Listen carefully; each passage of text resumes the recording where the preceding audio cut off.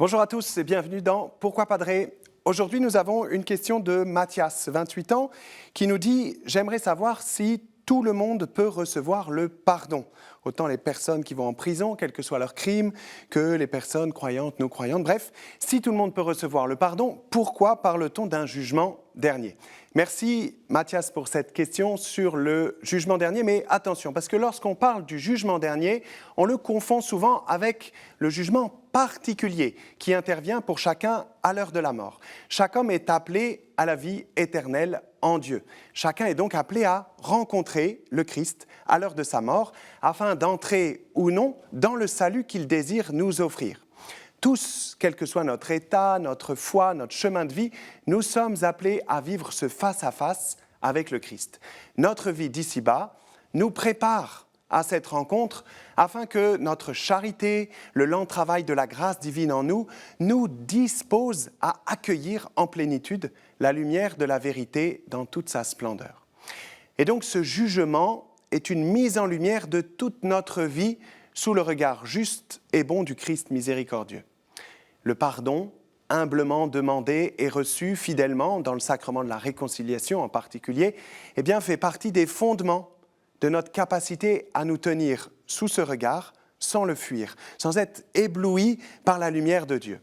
Nous nous préparons à cette rencontre en nous replaçant sans cesse sous le regard de Dieu par notre vie de prière, par notre fidélité au sacrement, par notre recherche de la vérité dans toute notre vie, par notre charité active, etc. Le jugement dernier, quant à lui, concerne l'humanité dans son ensemble. Ce jugement intervient à l'heure du retour du Christ en gloire, ce que décrit par exemple l'apôtre Pierre dans sa deuxième épître. Cependant, le jour du Seigneur viendra comme un voleur. Alors les cieux disparaîtront avec fracas, les éléments embrasés seront dissous, la terre, avec tout ce qu'on a fait ici-bas, ne pourra y échapper. Lorsque tout sera récapitulé dans le Christ, pour reprendre cette fois les mots de saint Paul. Et donc c'est une sorte de grande mise en lumière de toute l'histoire du salut dont chacun de nous sommes un maillon. La résurrection de la chair qui intervient alors ne se fait qu'avec le corps tout entier, puisque nous sommes appelés à être en communion les uns avec les autres en Dieu pour l'éternité. Le jugement, s'il comporte une partie personnelle pour chaque âme mise face à son Créateur et Sauveur, doit aussi comporter une dimension collective, universelle, qui nous place ensemble dans la lumière de Dieu. Alors merci pour cette question. Il nous reste à nous disposer, à nous préparer pour vivre cette éternité en Dieu.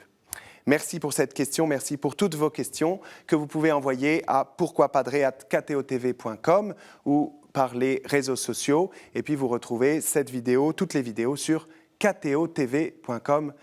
À très bientôt.